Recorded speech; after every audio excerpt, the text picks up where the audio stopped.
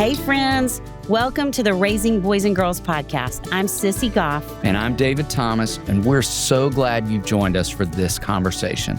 Let's dive in.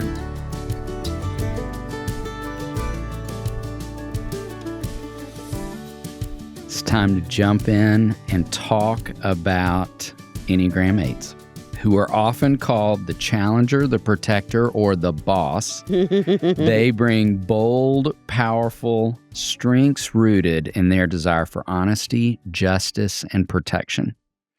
They are some of the most strong-hearted, and I have to tell you, I love that word because I think you and I would say on the front side of development, these are kids who just look strong-willed. And I think it's so good to think about them as strong-hearted because they are. They're instinctive and impactful people. So. And I want to say, I think they're really soft-hearted too. I think they feel so deeply and they have so much tenderness for the people that they love and trust and are in their care, like a hen with their little chicks under their wing, that there's such a protectiveness and a love and loyalty. I feel very loved by the 8's in my life. It's a fierce love. Yes. And we've taught before, and it's worth noting again, because I love reminding 8 parents of this, that your capacity to make kids feel loved, safe, and cared for is unrivaled. There's no other number who can get in close proximity because of that fierce love. And so it's beautiful. Let's dive deeper into the strengths. Okay. You go first. Number one, as we're saying, you are strong and protective. 8's instinctively look out for others. They step in, stand up, and take charge. When someone is being mistreated or overlooked, their presence makes people feel safe. I love that, and I feel like it's so true. And I think we do, as ones, we do well with 8's because I think we have an innate sense of trust in each other's strength. Like, we got this. Yeah. They're courageous and decisive. They move toward challenges, not away from them. And while others hesitate, 8's act. They are action-oriented, which I think can be extraordinary in the context of parenting and can get in the way at times. We're going to talk a little bit about that dual reality here in a few minutes. Their confidence can lift a whole group, family, or team. They are honest and direct. 8's speak the truth plainly and expect others to do the same. People always know where they stand with an 8. There's no guessing, no hidden agendas. There is a little book that we talk about sometimes called The Enneagram Made Easy, and I used to use that before the road back to you as a way to kind of help kids figure out what they were. And there's a statement in the 8's that I'll never forget that says, when I scream, curse, and stomp around, try to remember that's just the way I am. And when I would read that to someone who was an 8, they would say, oh, yeah, in all seriousness, honest and direct. That's and good. Sometimes a little stomping when they're kids. They are loyal and committed. Loyalty is one of my favorite things about 8's. Yes. We have a colleague who we would describe as deeply loyal who's an 8. Two. Yes. We're both that way. That is so true. Once an 8 cares about you, they are all in. They show loyalty not just with words, but with action, protection, and presence. They are energetic and hardworking. 8's have huge internal drive. They push through challenges, carry heavy loads, and often accomplish extraordinary things. I think it's why they're so often leaders, heads of corporations, CEOs. Yeah, their capacity there is extraordinary. And they are empowering and justice-oriented. They care deeply about fairness and advocate for the vulnerable. They empower others to stand up, use their voice, and recognize their own strength. And we'll circle right back to what we talked about in the beginning. They have big hearts beneath the armor. Though they don't always show it at first, 8's are tender, caring, and loving. When they let people close, they form deep emotional bonds and are incredibly generous. All right. As we've been doing with every number, it's important that we also talk about the struggle side. So Enneagram 8's have enormous strength and heart, as we've been saying, but when they feel vulnerable, controlled, or threatened, those strengths can flip into struggles. Their core fear is being harmed or controlled or betrayed. So they often protect themselves through intensity, independence, and power. Okay, let's talk about some specifics of struggles. And 8's, hang in there with us. Hear this with a lot of grace. We all have these. We all have these. Number one, there is an intensity that sometimes overwhelms others. 8's feel things strongly and express themselves with force. That's a great word. What feels like normal energy to them can feel intimidating, loud, or overpowering to others, especially kids or more sensitive types. I don't ever not know when I'm in the room with an 8. Mm. And I have challenged a lot of 8 parents over the years. I had a conversation with an 8 dad that I go back to a lot of. He is a tall man. I mean, he's just a big man in stature, 6'3", and has a loud voice and a big presence. And we talked about one of the practices he's open to embodying is just getting lower onto the floor and lowering his tone and doing that, and his awareness of how much easier it is for his kids to experience him when he's in that lower space. And his wife jokingly said, "I love you" on the floor. So great. That's great. Reminder of how it can bring a lot of good shifts. They have difficulty showing vulnerability. 8's often believe that softness equals weakness, and it does not. They may hide tender feelings or mask hurt with anger or bluntness, and this can make it hard for others to really see what's true, what's most true about them. That reminds me, we have had at Hopetown, our little version of a summer retreat program, we've had several interns over the years who were very loyal to Hopetown and stayed for a long time, which was such a gift because they were amazing and could get so much done, and kids felt so safe with them. They felt so known by them. And there was one that I remember particularly who was amazing, and she would say things with a lot of force at times. And I remember I can picture us sitting in my room having a conversation about maybe trying to get a little lower, add a little more gentleness, add a little more warmth, and her looking at me and saying, "I just can't smile as much as all you people." That's so good. That can be true for an 8. That can be hard to access. And out of that, all of those things, they can become confrontational. 8 speak up quickly, sometimes before thinking, through tone or impact on others.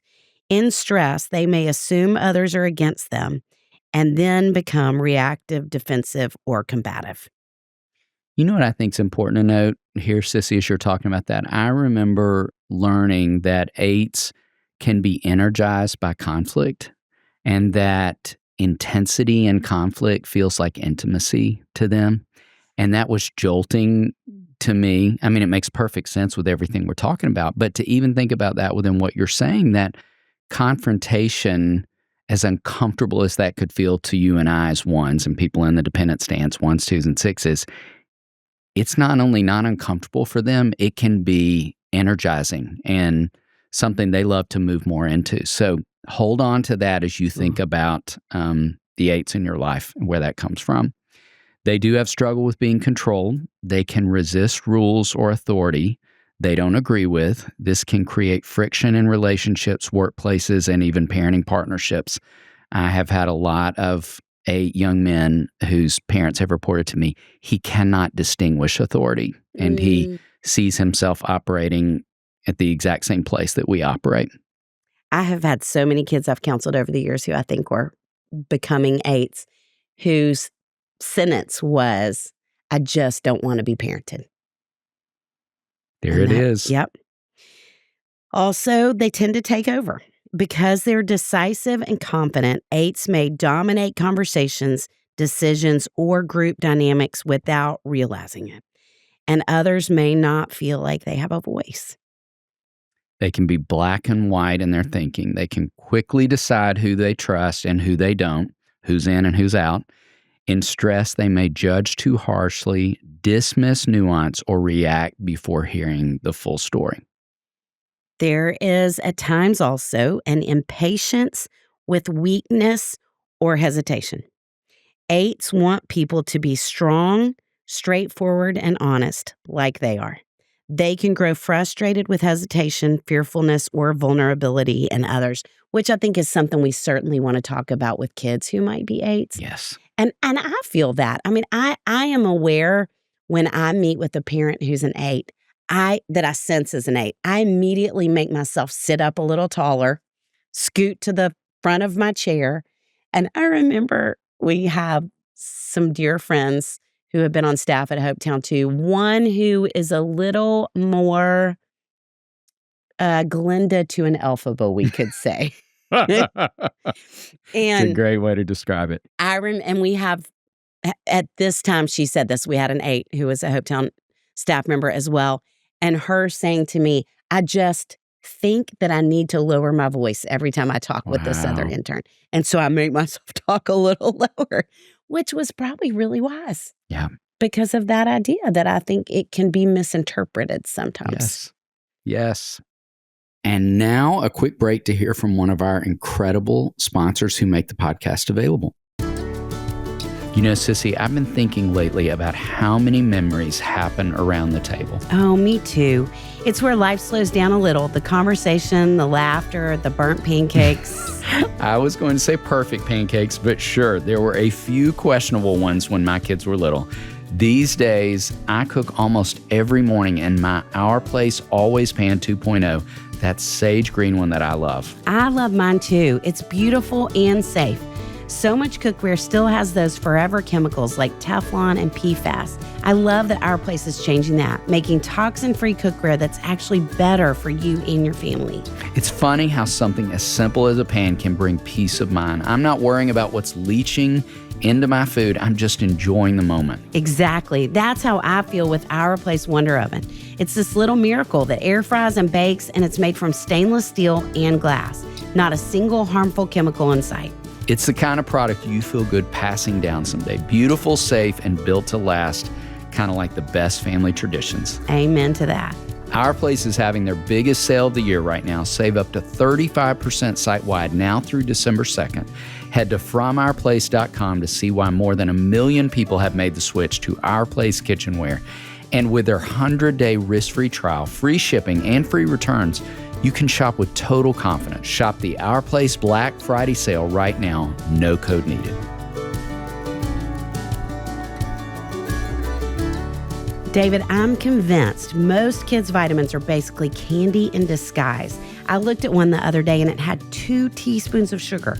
2 teaspoons? That's like starting your morning with dessert. No wonder kids love them. Exactly. That's why I love Hiya for my nephews. It's a super-powered chewable vitamin made with 0 sugar, 0 gummy junk, and it still tastes great. And the boys had the best time decorating their bottles with the stickers that come in that first order. You'd think Hiya was a craft project and a vitamin. Hey, whatever works. But seriously, Hiya fills in all the gaps in kids' diets with vitamins like D, B12, zinc, and folate. All the good stuff to help their energy, focus, mood, teeth, bones, everything. And they're non-GMO, vegan, allergy-free, gelatin-free, nut-free, basically free of everything except nutrition. Each batch is even third-party tested for safety. And parents, listen to this. Hiya now has Kids Daily Greens plus Superfoods. It's a chocolate-flavored greens powder packed with over 55 whole food ingredients to help with brain power development and digestion. You just scoop, shake, and sip with milk or almond milk. Kids actually enjoy it. Greens that kids want to drink. That's basically a miracle. We've worked out a special deal with Hiya for their best-selling children's vitamin. Receive 50% off your first order. To claim this deal, you must go to hiyahealth.com/RBG. This deal is not available on their regular website. Go to hiyahealth.com/RBG and get your kids the full body nourishment they need to grow into healthy adults.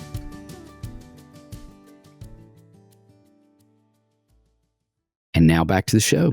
All right, let's talk about more strengths Yes. of Enneagram 8 parents. And Enneagram 8s, remember, we love you. We're on your team. We respect you. Enneagram 8 parents bring incredible strength, protection, and authenticity to their families. Their presence is powerful, steady, and deeply devoted. That's one of my favorite things about working with 8 parents. So let's talk about some of the top strengths. Number 1, fiercely protective. 8 parents are natural defenders. You do not want your child to take on the child of an 8 on a playground. Their kids feel safe knowing my parent will stand up for me always. They advocate for their children in school, friendships, and life with unmatched courage. I'm going to preview for you all in this moment that we had an incredible conversation with 2 Enneagram 8 parents that we love and respect. And one of them talked about that very thing, that even in interviewing one of their young adult children said their child's response was, I always knew you would stand up for me. And so 8 parents, I want you to hear that's an incredible strength of yours. They're honest and direct.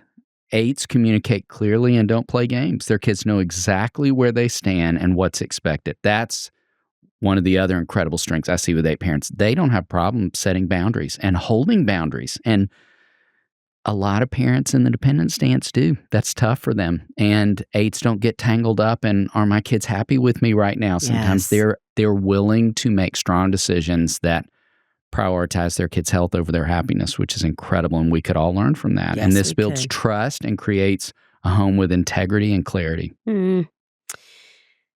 8s are empowering and strength building. 8 parents want their children to be strong, confident, and capable.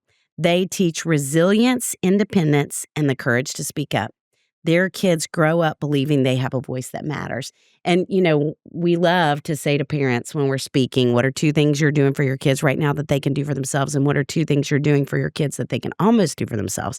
And we want you to stop doing all 4. And I would guess 8 parents in the room already have. Yeah. That they are giving kids an opportunity to rise up in really great ways because they value strength and independence so much. All right, let's talk about some struggles. And you know what I love about 8 parents? Another thing I love about 8 parents, like right now as we're talking about struggles, they're like, bring it.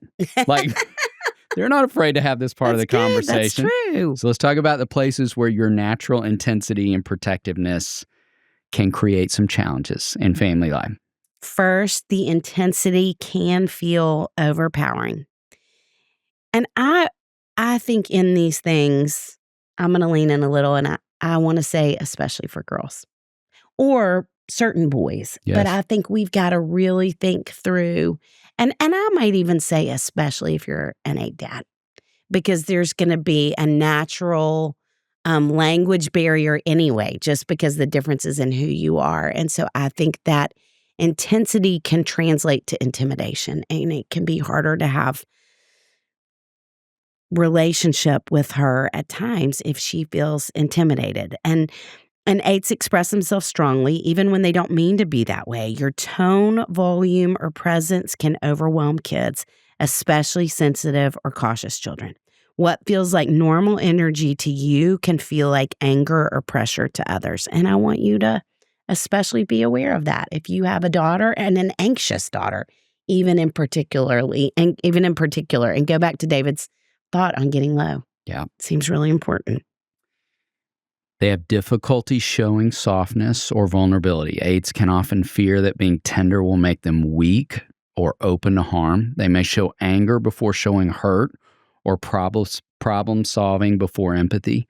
Children may struggle to see the parent's softer, gentler side, even though it's 100% there. And you know what I would also say, and I'm curious if this has been your experience, the highest percentage of the time I have noticed 8 parents often find their way to relationship with a parent in the dependent or the withdrawing stance. So 1s, 2s, 6, or 4, 5s, or 9s, I'm fascinated by it. On occasion, I see an 8 married to a 3 or 7, but I don't see it very often. And I think there's wisdom in that. I think there's something in that relationship that an 8 would know, I need that, more of that, and know that they need to borrow your strength. And so I think as we talk about these last 2 ideas, I want to really challenge you with your spouse, if you are listening and you're a married person, to be moving toward that strong difference and inviting them to move toward your difference as well, because that meeting in the middle is probably where a whole lot of magic is. Yes. Because last thought I would just say in terms of showing vulnerability is, we talked a little bit about how we're all strong or dominant in thinking, feeling, or doing. And how we're repressed or weak in one. And 8's, you are like Olympic gold medalists in doing, and you struggle a lot with feeling. And so getting to this softness and even naming feelings can be challenging, and getting underneath that anger, which is instinctive and obvious for 8's, is going to be some of your work to do. Also, 8's can struggle with quick reactions and confrontation when it comes to parenting. When 8's feel disrespected, misunderstood, or challenged, you may respond too quickly or forcefully. This can lead to conflicts that escalate faster than intended. Kids may shut down, withdraw, or feel scared to speak up in light of that. Your growth is going to come from learning to slow down, listen fully, and show the tenderness that's already in your heart. And I think even sometimes kids could learn the most from watching 8 parents apologize and do the work of repair, because I think it could be a harder hill to climb to get to some of those places. Not that you're not wanting of that, but getting there. And so there's a lot of great opportunity for learning that kids get to see. That's so good. Okay, let's talk about some growth for Enneagram 8 parents. Number 1, we want you to practice softness without feeling weak.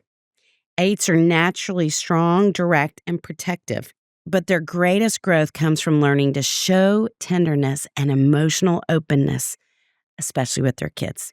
What that looks like: slowing down before reacting with intensity, letting kids see sadness, disappointment, or vulnerability, not just strength or anger. And I'm going to say, as we're saying these things, I would love 8 parents for you to go back and take notes, because I think these things are not going to come naturally for you. And it's going to be so easy with all that we're inundating you with to start to forget some of them. And so I think it could be a great idea to have them up on your mirror in your bathroom and consciously practice one a day even of this list we're about to give you. So I'm going to go back and start again. If you weren't writing down now, you can.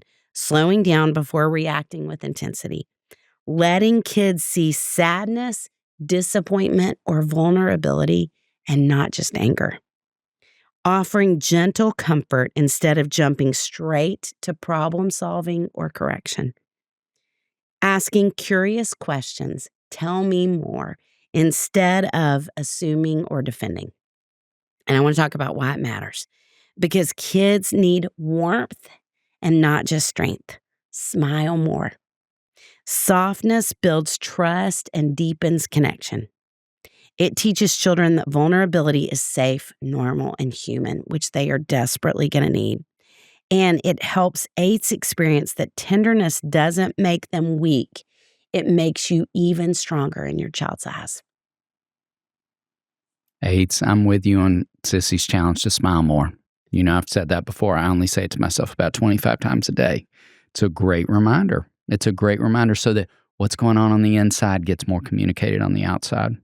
All right, let's talk about what grace looks like for an 8 parent. So first, allowing yourself to be gentle without seeing it as weakness. 8's can often carry the weight of being the strong one in every room. And I want to say, I think that's work the rest of us mistakenly assign to 8's because they're so capable of being in charge and they are so gifted in leadership so often. We assign that to them and then get mad at them when they don't step into that sometimes. And that is incredibly unfair because that's not required of you in every room. But can I say, too, that is something that happens for us as ones. Yes. And it's hard. 8's, we would say that to you. It is hard. And it can feel lonely at times when it's like, if you're in the room, people abdicate to you. And I so want others to rise up and take that from us. And what I'm finding more and more in adult life is they're never going to if I don't lay it down first. Yeah.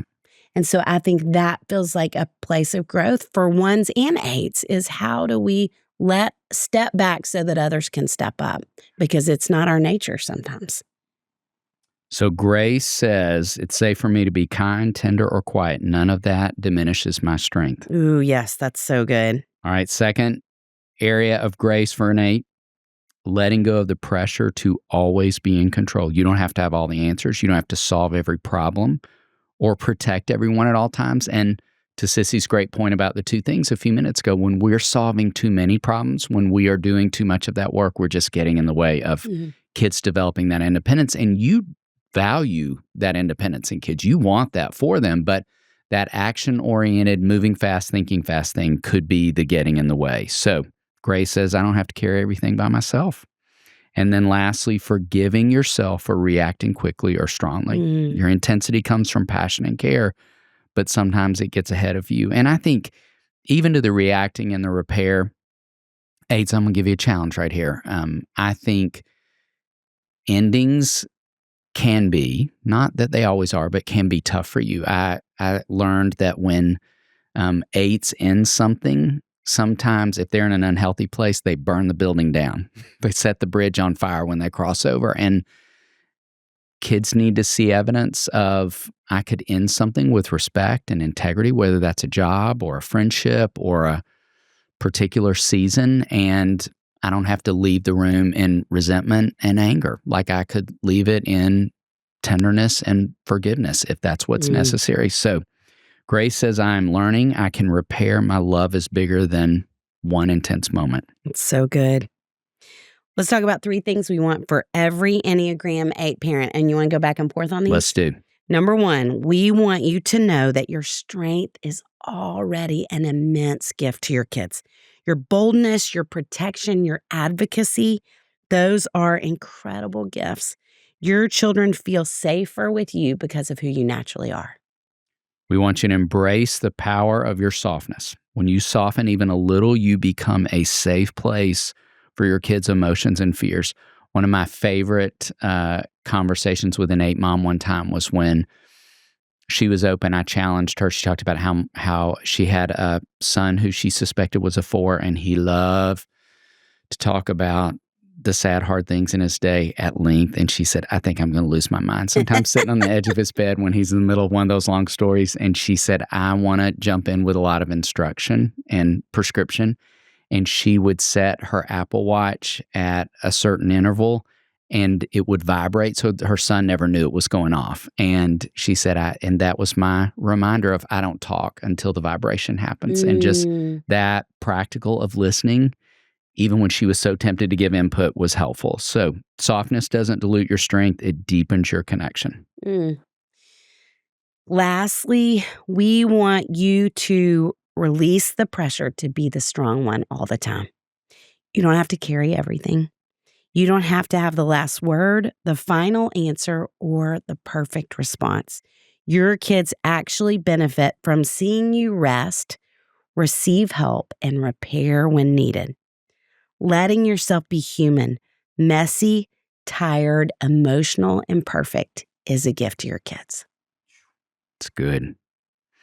All right, we're going to end with some things to consider if you're raising what you suspect might be an Enneagram 8 child. And can I throw out an idea here at the beginning?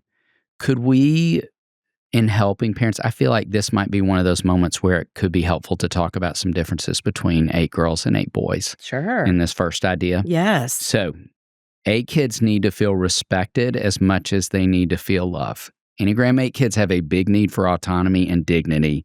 And if they feel talked down to, controlled, or dismissed, they will push back hard. So I'm going to say a side note on boys, something I'd love parents to think about. And then if you want to say anything about girls, I'm going to say, in my experience with a lot of boys over the years who I suspected were Enneagram 8s, that, well, I'm just going to say the hardest thing first. They are forces to be reckoned with. And I find parents might have the fewest questions about having a son who's an Enneagram 8, like the wondering, could he be another number? There's often not a lot of other possibilities. It feels pretty obvious. And we're going to talk about a third idea in a few minutes that I think is important in thinking about that. But I would argue that you couldn't be thinking enough about his need to feel respected. And, you know, I talk a lot about adolescents and boys in general and how it tends to be more clumsy than clean. I would argue for Enneagram 8 boys, it's just going to be a little more messy on the front side until he finds his way to some maturity and wisdom and strength. And the desire to push back against you is not that he just delights in going against you or opposing you or not being compliant with things that are required. I think he just needs more creativity in how we move through those things, because back to what we named the 8s on the front side, he's a challenger by nature. Like, it's how he works in the world. And I don't think you could do enough interviewing of healthy adult male 8s. I don't think you could listen to enough adult male 8s tell their stories of finding their way to good work in the world. I often recommend that parents listen to Gary Haugen, who is the head of International Justice Mission. I think he's an extraordinary man in the world who I'm not 100% convinced if he's an Enneagram 8, but I wonder who is a great picture of a great leader who's learned to fight the good fight. I want you to listen to podcast interviews with Scott Harrison, who is the head of Charity Water, who I have heard in interviews talk about being an Enneagram 8, and I think he's a great picture of what it looks like to grow into and live into that strength. Any thoughts on Enneagram 8 girls? Yes, and I think Enneagram 8s in general are really hard to parent, and I think for the girls themselves, it's hard to live out. And Suzanne Stabile talks about how the two hardest combinations are male Enneagram 4s and female Enneagram 8s. And I'm going to add, especially in the South. And I think really everything David said about boys, I would say is certainly true about girls. And I think they long to be respected, and it's why they say, I don't want to be parented. And I think we need to really pay attention to that. And I think Enneagram 8 females struggle socially so much growing up because there is so much nuance in the world of girls, and there's so much unsaid, and there's so much vagueness. And so to be really direct and assertive sometimes does not go over well for them. And I think that balance of helping them learn softness, helping them learn slowness, helping them learn grace, and not dismissing the way that God has hardwired them. That their voice is still really important, because I think we could come in and try and shut it down, seeing sometimes that it doesn't serve them well. And so I think that balance of giving them places to really use their voice and letting them practice at home and talking with them about that combination. Y'all know I go back to this over and over and over for girls, strength and kindness, strength and kindness. And that girls who are 2 are going to lean so much toward kindness, and girls who are 8 are going to lean towards strength. And both are required. And even moms, I think for us as women to think about how are we living out both in front of them, because I think they want to know that they can respect you too, and the way that you use your voice and use your strength.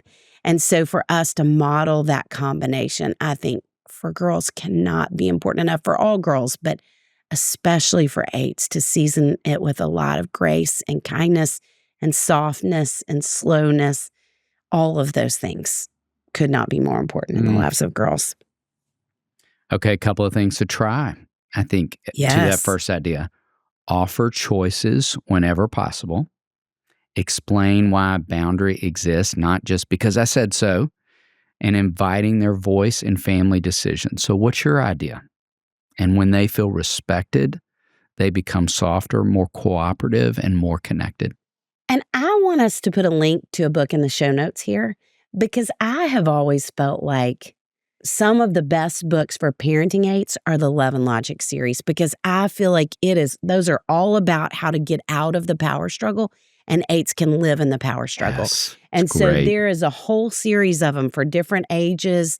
There's even ones on for educators, for grandparents. We'll link those in the show notes, because I think they could be a great resource for you if you have a hunch you might be raising an 8 of any age. Okay, number 2.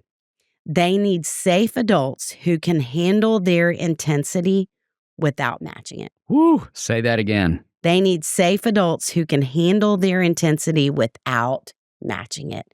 And it is so easy to match it. And in fact, my story of the dad who said a parent's job is to be the calmest in the room, I'm not 100% sure I remember that correctly, but I have a great suspicion he's an Enneagram 8. Wow. A very wise, thoughtful, amazing dad who's an Enneagram 8. And I think it's a great reminder for all of us. 8 kids feel things deeply and express themselves with force. Big joy, big anger, big everything.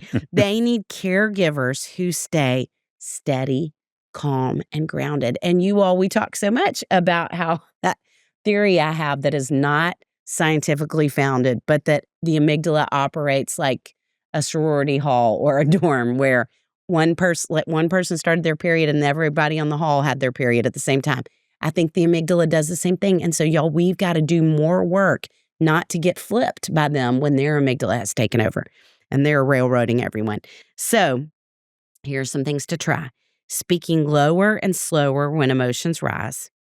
Helping them name the feeling underneath. I wonder if that hurt your feelings. Seeing their intensity as passion, not defiance, because your calm presence teaches them emotional regulation more than any lecture ever will. So good. And last idea we throw your way is that Enneagram 8 kids will fight every fight until they learn to fight the good fight. And I have seen that be true 100 times over with amazing, strong, capable young men I have met with for sure. And where I think that can be a slower journey of them finding their way to the good fight. So help them find their way to justice-oriented experiences where they can fight for the underdog, tutoring underserved students, volunteering at an animal shelter, serving meals to unhoused people. I think Enneagram 8 kids shine in those contexts. Like they're amazing. Yes. In fact, I have had so many parents say over the years, I get the most compliments about my kid in those contexts where I might get the most negative reports sometimes in other spaces. And I think how incredible for you and for them to feel so affirmed in that space. So try this, affirming their strength in giving and fighting for others, calling out how they stand up for friends. They're incredible about that. I love hearing those stories too. And modeling your own vulnerability in age-appropriate ways. Because when tenderness is safe, an 8 child becomes more balanced, compassionate, and secure. We are so grateful for you, 8s. You make the world a better, safer place. Yes, you do. David, what a team we have that we get to call friends who help make this podcast possible. Chris Starrett, our engineer. Our management team at KCH. And we are thrilled to be a part of the That Sounds Fun network. Our music was created by the insanely talented Dave Haywood of Lady A. And if this podcast felt helpful to you, please consider subscribing, liking, sharing, all the things. We are grateful for you and cheering you on always.